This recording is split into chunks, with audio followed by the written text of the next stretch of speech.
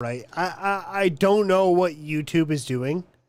It's kind of fucking shitty, to be honest, and I hate it.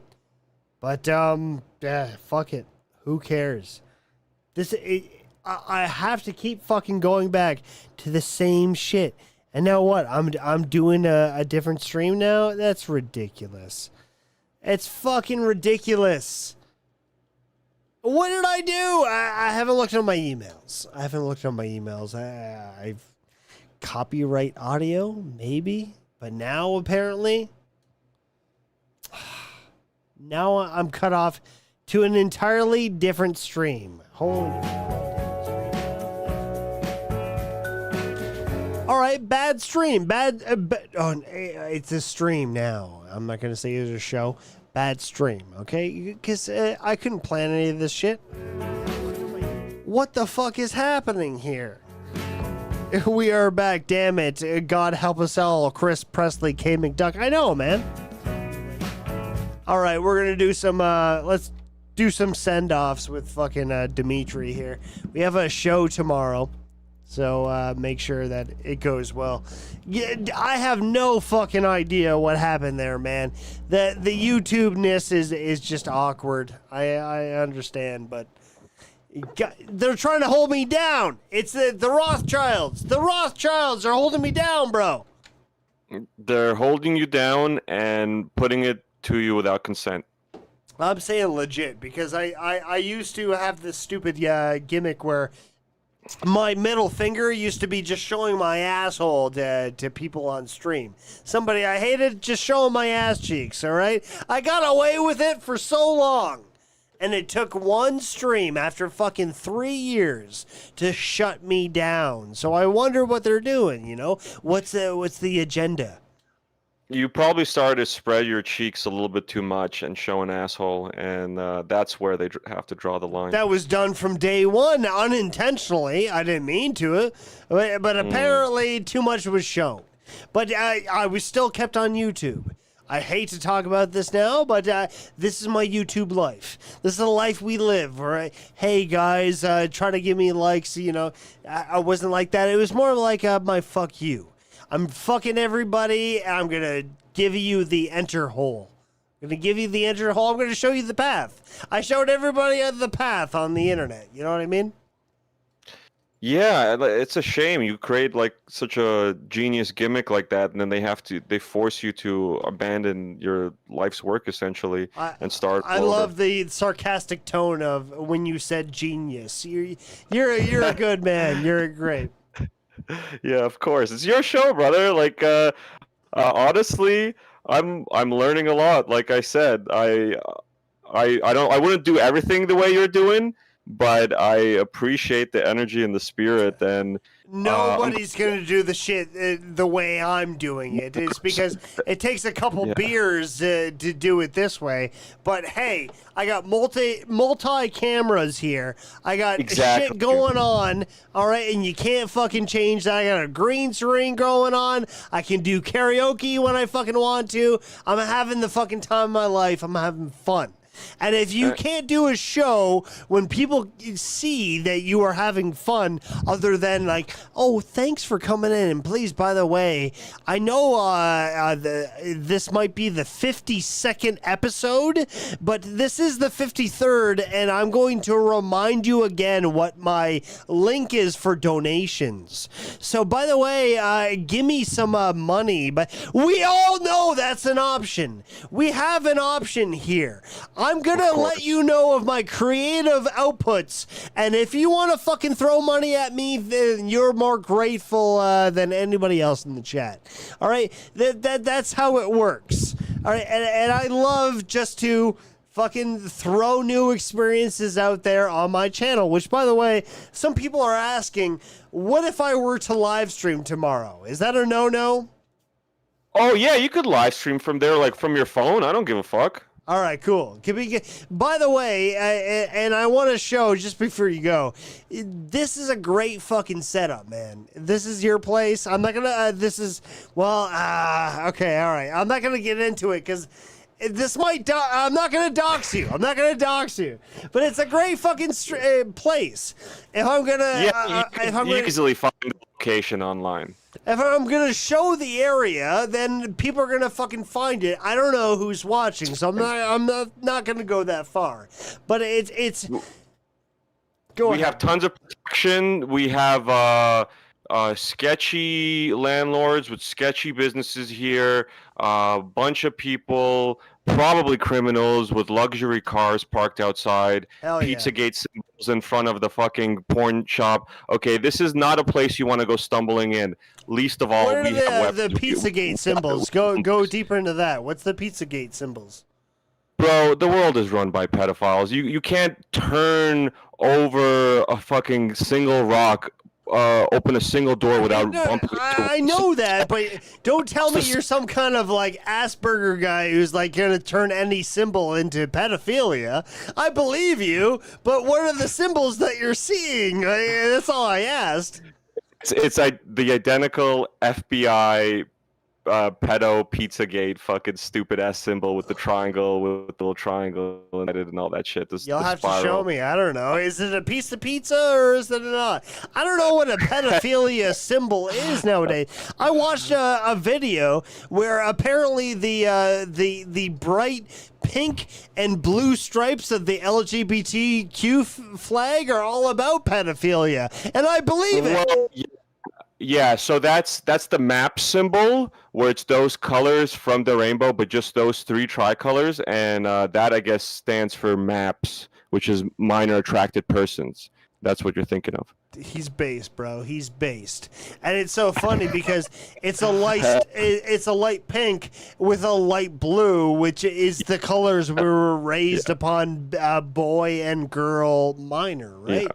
It's so funny because we never thought of it that way. I saw those additions to the flag and I just thought, all right, it's for trans people. I'm not going to read into it because I don't care. But now that I see that shit, holy shit, man, I don't know what to believe. Well, to be fair, a lot of the LGBT community, it seems that they aren't cool with that either and kind of put a stop to all that nonsense themselves. So, but that's... For now, it seems to doesn't look like it's always going to be that way now with like tranny storytime hour and stuff. These are all banned topics on YouTube, so I don't know if you want to keep talking about that. Cancel my YouTube, will you please? I don't fucking care. I'm going to get to a point where at least I can learn to have a server where it gets straight to a website like Red Bar. I don't know if you heard of Red Bar, but if I can do that, then that's a dream. I don't care about fucking. I've never cared about YouTube. I've never if I cared about YouTube, I wouldn't share my asshole to the world. Would you stop? What the fuck? That's true. That's true. You got a lot of other outlets that makes me happy to hear because I'm looking at the YouTube stream and I'm like 10, 13 views. I mean, that's triple the amount I'd get if I live streamed on YouTube. Not gonna lie, but at the same time, like, this guy deserves more. He's fucking insane. He's playing funny clips. But then I hear you're on other things, which is good. Well, yeah, exactly that. I mean, what you say is subtitled. It might be held down. I can't fucking control that. And I'm not going to ever depend on it for income, for money. All right. That's why I'm here, to make fun of other people doing that, because so many desperate people are trying. And I'm so sorry that we couldn't get into the TikTok people tonight, because I had a lot of people prepared. But there's a lot of people just desperate, just looking for that fucking internet money. And I'm on the internet just fucking... Donate if you want. It's great. I'll praise you if you do, but I'm not expecting it. If I get deleted off one channel, then you can expect me on the next. That's how I want to work. And hey, man, that's how we should all work. Well, I respect that, and that's basically what I'm doing. But one thing to keep in mind is a lot of these people that are so desperate and they're tearing their hair out that they can't make money through donations or live streams, and they're sucking ass with no talent. Is that they're not used to being poor. Lucy. Yeah, so exactly. That's a great example. Yeah, so they all want a certain expectation from their lives, where sort of stuff streaming doesn't doesn't give that. See, I ran shows that were paid and tickets were sold and made a decent amount of money doing that. Now I have to do it for free for a little bit. I don't give a fuck. I love what I do, so if I have to do it for free, I'll do it for free. And I just like the opportunity to say racial slurs in front of a crowd. That's really why I do this. That's the real payment. So find a way to make money in another way. Do you ever want to do live streams? Because I'll help you out. Yeah, of course, man. Of course, I've been thinking about it. I'd love to talk to you more about it. All right, I'm officially your co-host. I'm officially this man's co-host. You stay tuned to the Dimitri show because I'm his new co-host, and I invited myself. I actually have a podcast that maybe I should plug more of my things. If you go to goryenko.com, GORYENKO, you can find all the links and stupid shit. You can find my podcast there. I'm really temporarily I've changed that and removed some of the stuff because I'm going to do a GoFundMe for my eviction because I'm a Ukrainian refugee and my roommate's a tranny singer by the name of Janice Israel Knott. And he's hilarious, by the way. I can't wait to meet him. I want want him on the show. Well, he's very talented, and he'd be really happy to hear that.